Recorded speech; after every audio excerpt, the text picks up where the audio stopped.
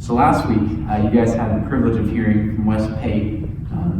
When we were talking originally to him about him coming and speaking here, he was going to let me know that he's only going to tell you guys the bad stuff about Kylie and me. So you guys are still here, so whatever it was, you either just didn't care or it wasn't bad enough for you to leave. But he in his report, he said you guys were incredibly gracious and very warm and inviting to him and encouraging to him.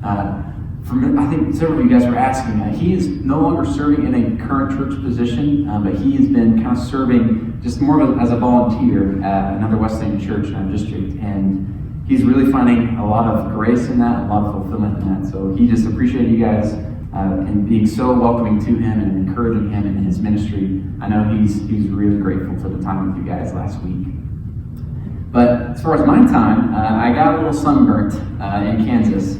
I'm not a huge baseball fan, and so it takes a lot for me to go out to a baseball game, but then even having to sit in the sun for 4.5, 5 hours and getting sunburned did not really help me like the game anymore. And as much as I love the Royals, they got creamed by the Yankees when we went. And so I don't know that I'll be going to many more baseball games anytime soon. Maybe some of you guys are more baseball fans than I am. But this morning, I actually want to do something a little bit different. If you're able to, I'm going to actually invite you to stand if you are able. Would you just stand with me for a second? I know it's a little bit odd, I know, we just sat down. But I want you guys just to spread out your arms. Give yourself maybe a little bit more room if you need it. Just spread out your arms. And I want you just to stretch just a little bit higher up. Don't show your belly buttons unless you have to, it's all right. I'm just kidding. But then a little bit more to the side, kind of bend over. We're not flying, I know it kind of looks like it. And the other side, here we go. All right, you can sit down now. Thank you guys for participating and humoring me. As random as that may seem, there is a purpose behind that, I promise you. Many of you guys, we're all here in South Carolina. How many of you guys are proud to be South Carolinian, right? I'm pretty proud. Even if you're a transplant, we'll give you guys that grace. We'll accept you into the clan, all right? Again, I love being South Carolinian. I appreciate it so much.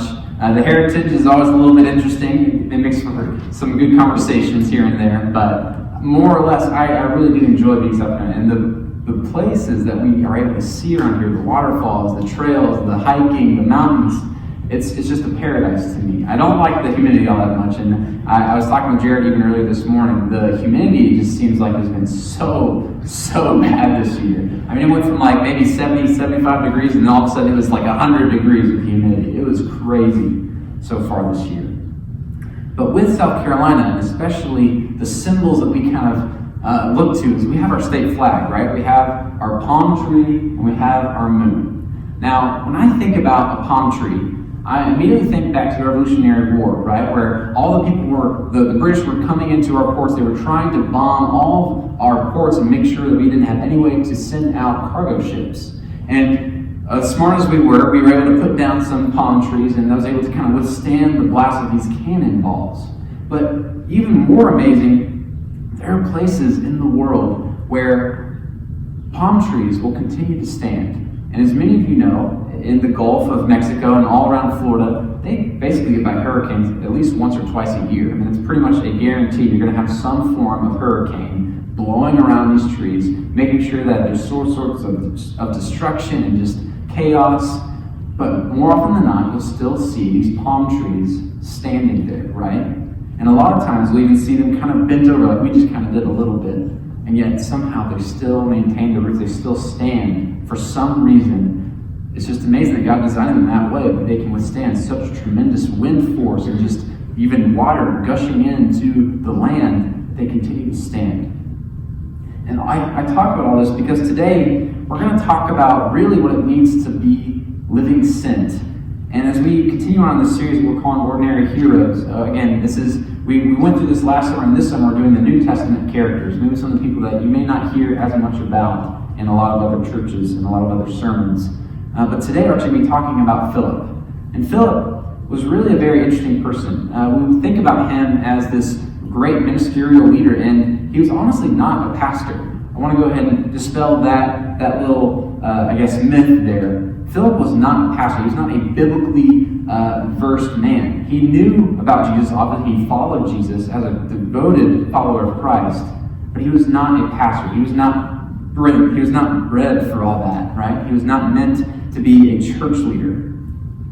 But Philip, again, just this ordinary person that was being used by an extraordinary God.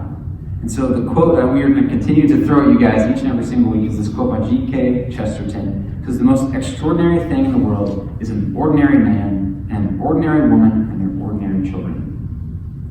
And I think if we can just sit back for a second, just kind of think on that quote for just a moment.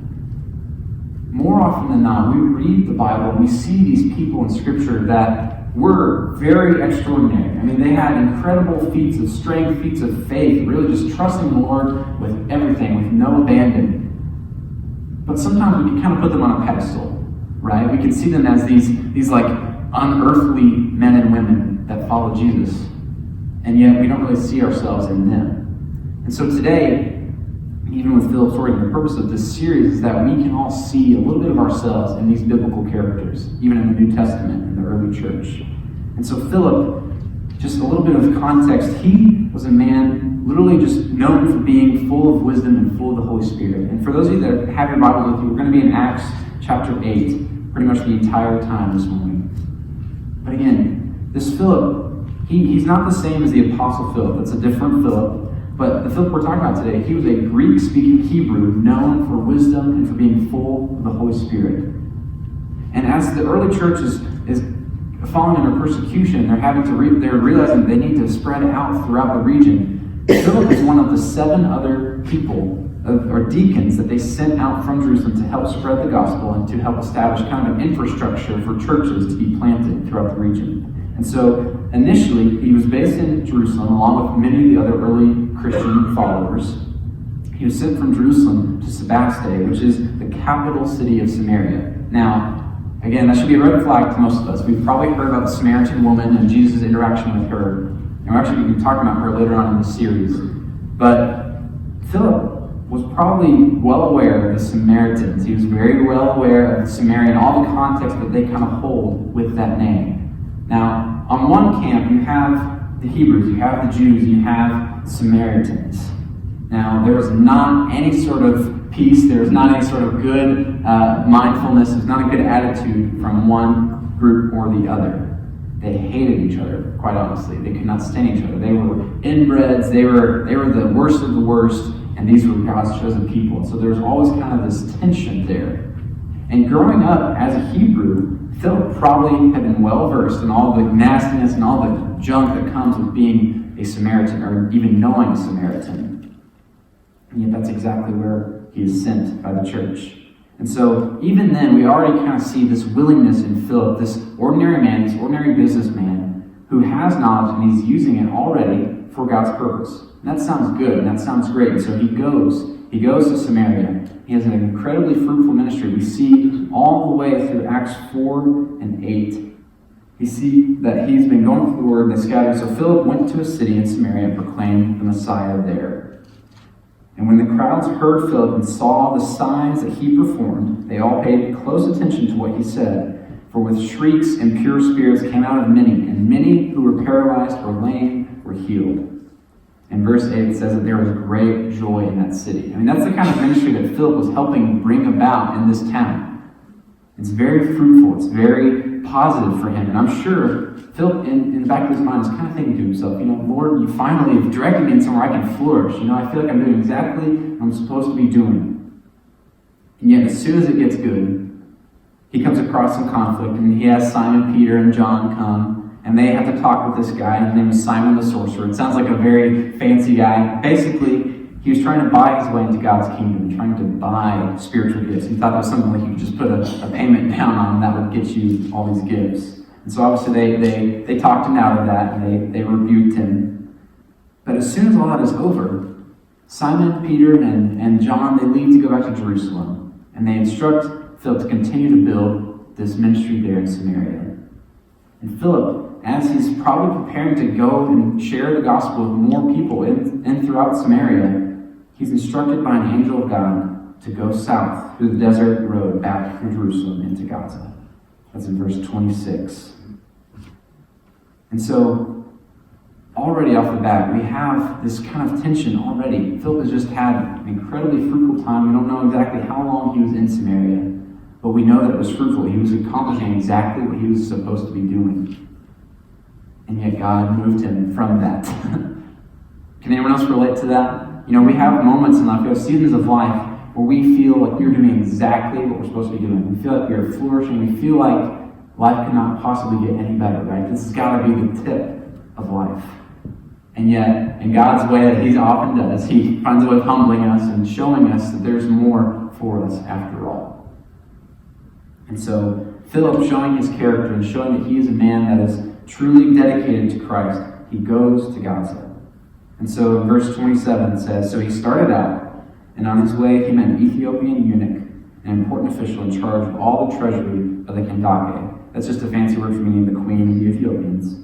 And this man had gone to Jerusalem to worship, and on his way home he was sitting in his chariot reading the book of Isaiah the prophet. And the Spirit told Philip, go to that chariot and stay near it. And we'll come back to that in a second. Then Philip ran up to the chariot and heard the man reading Isaiah the prophet. And he asked him, do you understand what you're reading? How can I, the Ethiopian eunuch said, unless someone explains it to me? So he invited Philip to come up and sit with him. And this is the passage of scripture the eunuch was reading. He was led like a sheep to the slaughter, and as a lamb before its shearer of his son, so he did not open his mouth. In his humiliation he was deprived of justice. Who can speak of his descendants? For his life was taken from the earth. The eunuch asked Philip, tell me, please, who is the prophet talking about, himself or someone else? And so Philip began with that very passage of scripture and told him the good news about Jesus. And as they traveled along the road, they came to some water, and the eunuch said, look, here is water. What can stand in the way of my being baptized? And so immediately he gave orders to stop the chariot. Then both Philip and the eunuch went into the water, and Philip baptized him. When they came up out of the water, the Spirit of the Lord suddenly took Philip away, and the eunuch did not see him again, but he went on his way rejoicing. Philip, however, appeared at Azotus and traveled about preaching the gospel in all the towns until he reached Caesarea.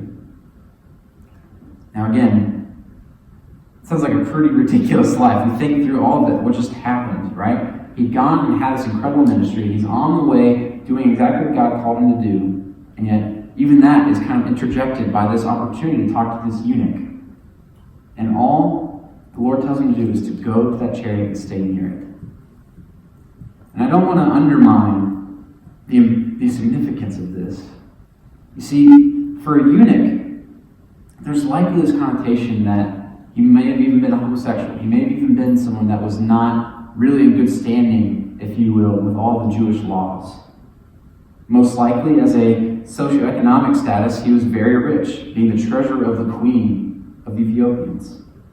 And so obviously there's a socioeconomic difference there. There's also a cultural difference as far as maybe their manners, maybe the way that they conduct themselves, maybe their sarcasm versus not having sarcasm. There are so many things that should have deterred Philip from talking to him.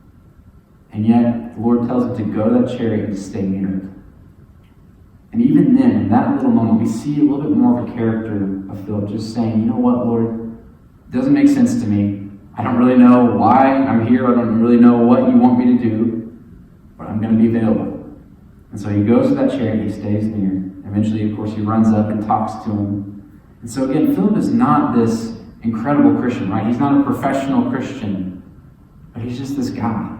He's just a man that is willing to share what he's known, what he's learned about Christ, what he knows in his own heart, what he's experienced for himself. He's willing to share his experiences with others. And because of his faithfulness, the eunuch gets saved and baptized right then and there. And so then for Philip to be taken by the Spirit into another place, we just see this incredible turn of events. But all it really points to is that God placed Philip exactly where he needed to be in that point in time. And he used him for a purpose. The purpose was to save that man's life. And so, really, we look at Philip's life, we don't see this incredible act of God. I mean, we do see incredible miracles. We see this incredibly fruitful ministry. Literally just going on the road, we can get someone saved. I mean, that's incredible. That's the dream, right? As disciples, we all strive to see people in our lives, friends, co-workers, family members even, to come to a knowledge of Christ. But it often doesn't work out as simply as we want it to, right? We often look for this almost like a hallmark event. We look for like these times where it's like you either turn or you don't. And so often when we don't get the result that we want, we'll turn the other way. We'll back off if it doesn't go as quickly as we want it to. So the takeaway there that I see in Philip's life, and it's in your notes if you're a note taker, is the first one is that we need to be available and obedient when God directs you. That's the first one. We need to be available and obedient when God directs you. Again, Philip's life was not characterized by shyness, right? He was not just going to sit in the shadows waiting for his moment. He was a very confrontational person, very confrontational leader in the church. And yet for him to go on this trip, to go into a place where he's totally uncomfortable, out of his element, into Samaria, that's one thing. But then even more, to be displaced from that, and to go just on this journey, which geographically would have been incredibly difficult. For him to go just from Jerusalem to Samaria was about 20 or so miles, right? It's still a desert road. But then to go back from Samaria through Jerusalem and then on to Gaza, that would have been about 70 miles of just desert. Nothing. No wilderness. And so I'm sure Philip has got to be in his head asking himself, is this really making sense? Am I really doing this right now? I'm all alone. I probably don't have a lot of resources. This doesn't seem smart. And yet he did it. He's available and obedient, and he followed God's direction. And so the calling is still the same for us, to be available and obedient when God directs us.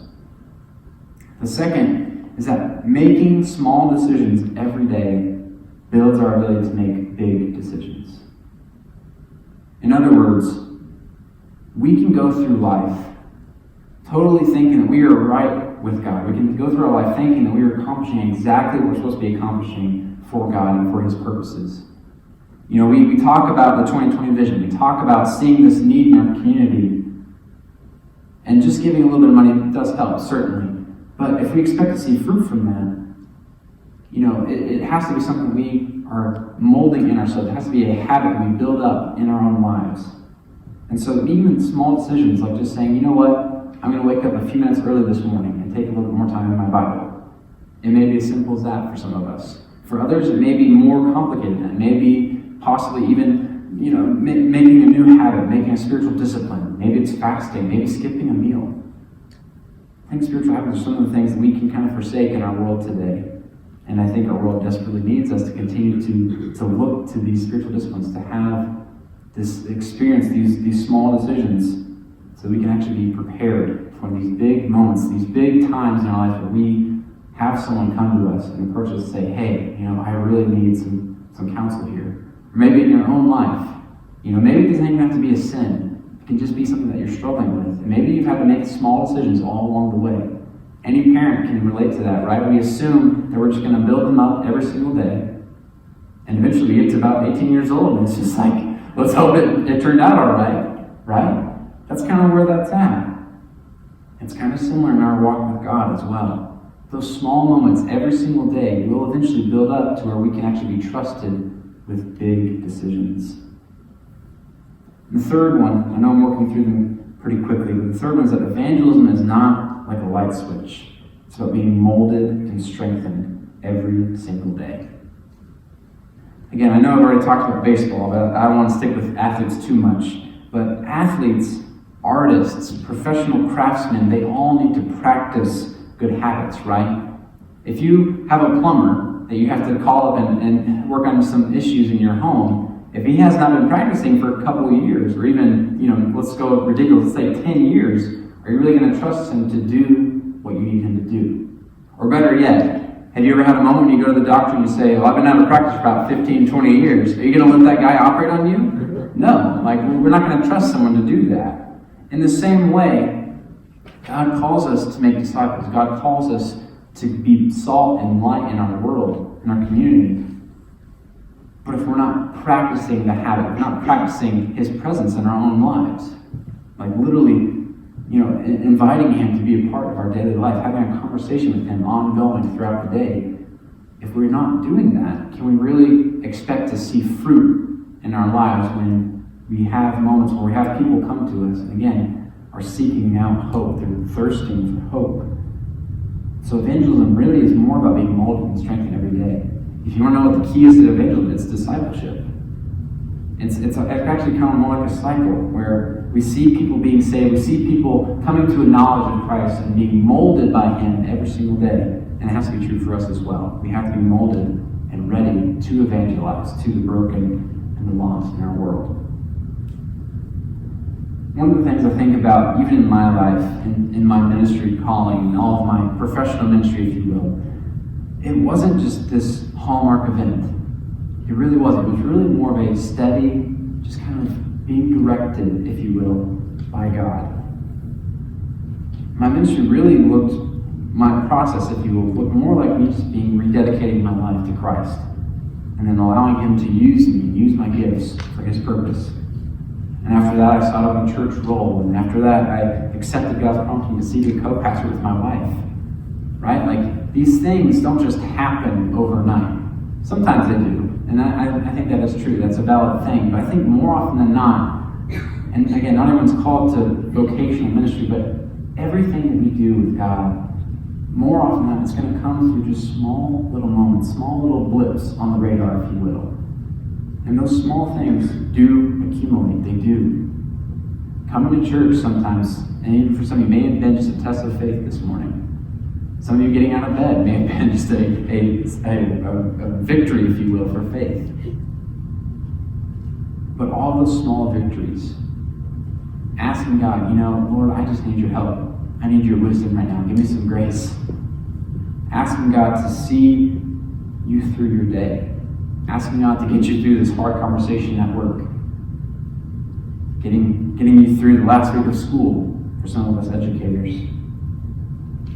There's always these moments where we get to have a little moment of grace, that we rely upon God, and that little dependence here and there will build up and build up. And so finally, when life inevitably throws us a huge curveball that we weren't prepared for, we can be ready. We can be prepared. And so I know it's a little bit shorter this morning, but the response I'm kind of looking for this morning is that some of us are facing uphill battles. We honestly are. Life is making us bite off a little bit more than we can chew, and that's okay. And maybe you felt God prompting you to move. And maybe if that's you this morning, maybe you just need to hear that you need to move. If you're waiting for that push, I'm here to push. Some of you may realize that maybe some small everyday decisions have maybe caused you to drift a little bit from God. Again, if that's you, here's your push to move back to where you belong.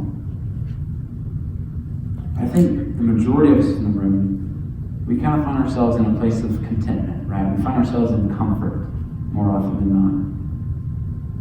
And I'm including myself in this. We just need to be honest and just say, you know what? Self-assessment. Am I genuinely living sent by God? Am I living my days in a way that I'm mindful that in the grand scheme of eternity, one little sacrifice this morning, maybe skipping a little bit more sleep, is that really going to affect my eternity, right? Maybe just the small little habit of maybe not using that certain word, even if it's not a curse word, it can just be sarcasm. Maybe cutting out a little bit of sarcasm here and there.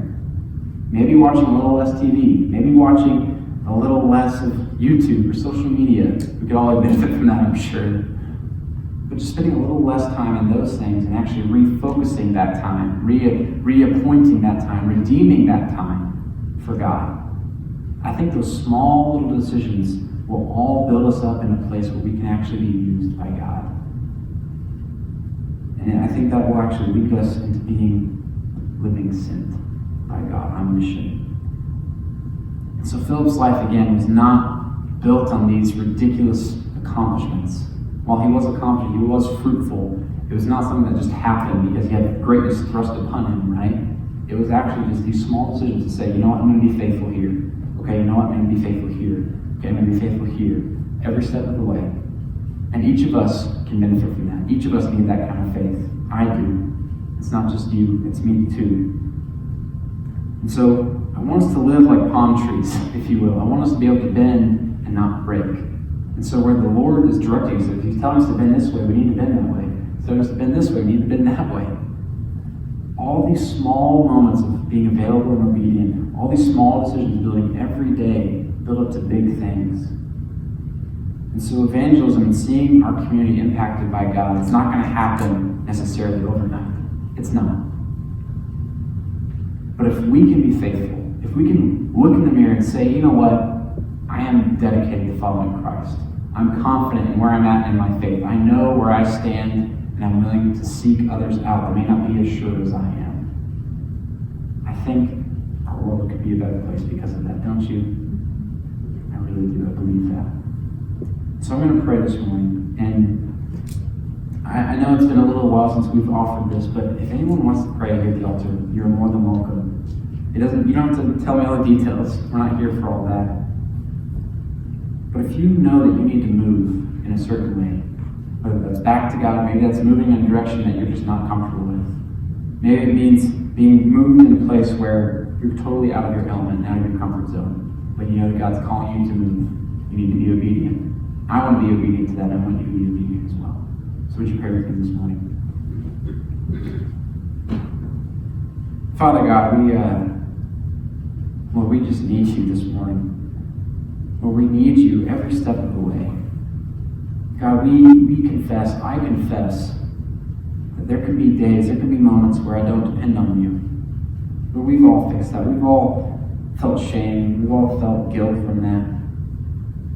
But God, would you just infiltrate our lives more and more? Would you remind us that we are in over our head and we need you to find a way out? God, help us to be like Philip, to be like a person that's dedicated to following you every step of the way. Lord, whatever battles we may be facing this week, whatever conversations we may have been avoiding, whatever truths we've been denying about ourselves, Lord, would you just give us the strength and the courage to face that head on, to not hide in the shadows, but to face it. Lord, help us to lean in and to bend. Lord, we want to be your people. We want to be the people you need us to be in our lives, in our jobs, in our homes, in our cars, on our phones.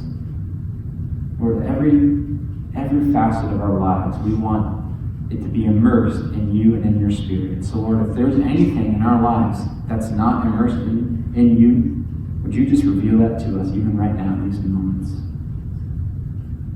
Lord, we confess our apathy. We confess our bigotry sometimes. We confess our predispositions against certain people. Lord, open our hearts, open our minds to see other people as you see them. To see the invaluable image of God on people that we can't even come to talk to sometimes. Lord, we love you so much. And we thank you for this morning. We thank you for a wonderful time of worship and fellowship. God, be with us now as we leave. Protect us until we come together again. We ask this all in your beautiful and precious and powerful name. Amen.